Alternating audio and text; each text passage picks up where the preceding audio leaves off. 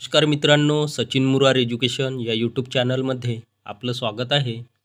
शिक्षक पदभरतीबाबत नवीन प्रसिद्धीपत्रक आले. हे प्रसिद्धीपत्रक केव्हा आले या संदर्भात सविस्तर माहिती पाहूयात. दिनांक 29/2/2024 म्हणजेच दिनांक 29/2/2024ला हे प्रसिद्धीपत्रक आले. प्रसिद्धीपत्रक सविस्तर पाहूयात. शिक्षक पदभरतीबाबत प्रसिद्धीपत्रक. 1. प्राधान्यक्रमाबाबत. प्राधान्यक्रम भरण्यावर कोणतीच मर्यादा नव्हती. 200हून अधिकसुद्धा प्रेफरन्स भरलेले आहेत. प्राधान्यक्रम कसे भरायचे याच्या स्पष्ट सूचना प्रेफरन्स भरण्यापूर्वीच दिनांक 5 फेब्रुवारी 2024 म्हणजेच प्राधान्यक्रम भरण्यापूर्वी दिलेल्या आहेत. त्यामुळे गुण व अर्थ याचा मेळ घालूनच निवड यादी तयार झाली आहे. 2. TET बाबत. TET ही अर्हता परीक्षा आहे हे सर्वश्रुत आहे आणि मूळ जाहिरातीत नमूद आहे. अर्हता परीक्षेत सवलत घेतली की खुल्या जागेसाठी पात्र होत नाही. ही बाब सर्वोच्च न्यायालयाने तर निर्णीत केली आहेच, परंतु महाराष्ट्र शासनाच्या सर्व निवड प्रक्रियांमध्ये अनुसरण्याची कार्यपद्धती आहे. कोणत्याही विभागाची यादी पाहिल्यास ही बाब स्पष्ट होईल. 3. आरक्षित प्रवर्गाबाबत. आरक्षित प्रवर्गातील सवलतीचा लाभ न घेतलेले खुल्यातून आणि लाभ घेतलेले आरक्षित कोट्यातून असे दोन्हीकडे आरक्षित प्रवर्गातील अभियोग्यताधारक निवडले गेले आहेत. निवड यादी पाहता एकूण भरतीत मूळ खुल्या प्रवर्गातील उमेदवारांपेक्षा आरक्षित प्रवर्गातून खुल्या प्रवर्गात निवड झालेल्या उमेदवारांची संख्या दुपटीहून अधिक आहे.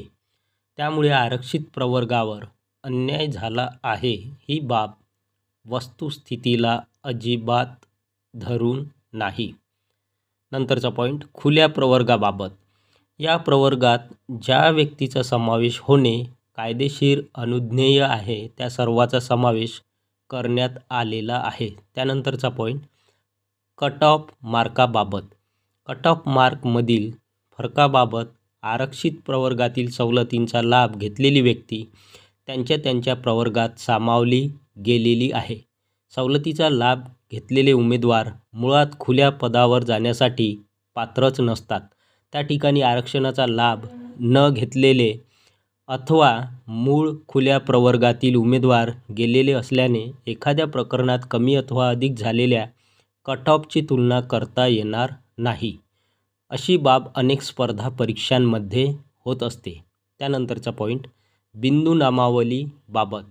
2019 पासून बिंदू नामावल्या अद्ययावत नव्हत्या. त्या सर्व पुरेशा कालावधी देऊन व त्यावेळी प्राप्त झालेल्या सर्व आक्षेपाचे खंडन करून मागासवर्ग कक्षाकडून विधिवत प्रमाणित करून घेतलेल्या आहेत.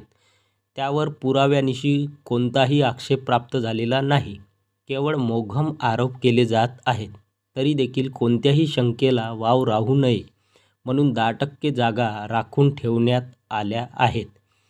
त्यानंतरचा पॉईंट तक्रार निवारण. सर्व बाबी कायदेशीररित्या बिनचूक केल्यानंतरही जर काही मुद्दे शिल्लक राहत असतील तर त्यांचे निराकरण करण्याकरता संचालक दर्जाच्या अधिकाऱ्याच्या अध्यक्षतेखाली तक्रार निवारण व दुरुस्ती समिती गठीत करण्यात आली आहे. या समितीकडे दाद मागणे शक्य आहे. त्यानंतरचा पॉईंट पेपरफुटी घोटाळे इत्यादींमध्ये जर्जर झालेल्या विभागात अत्यंत पारदर्शक पद्धतीने भरतीची प्रक्रिया पूर्ण केल्याची भावना निवड न झालेल्या अनेक उमेदवारांनी सुद्धा अतिशय मोठ्या प्रमाणावर व्यक्त केली आहे. त्यानंतरचा पॉईंट लवकरच रूपांतरण राऊंड कन्व्हर्शन राऊंड बाबतची प्रक्रियासुद्धा काटेकोरपणाने पूर्ण करण्याचा प्रयत्न करण्यात येत आहे. शेवटचा पॉईंट वरीलप्रमाणे सर्व मुद्द्यांचे निरसन होत असताना काही घटक समाज माध्यमांद्वारे चुकीची माहिती प्रसारित करून या प्रक्रियेमध्ये व्यत्यय आणण्याचा प्रयत्न करीत आहेत. ही बाब संयुक्तिक नाही. तर हे होते सविस्तर शिक्षक पदभरतीबाबत नवीन प्रसिद्धीपत्रक दिनांक 29/2/2024ला आलेले हे प्रसिद्धीपत्रक होते. व्हिडिओ आवडल्यास व्हिडिओला लाईक, शेअर आणि अशाच नवनवीन माहितीसाठी सचिन मुरार एज्युकेशन या यूट्यूब चॅनलला नक्की सबस्क्राईब करा. धन्यवाद.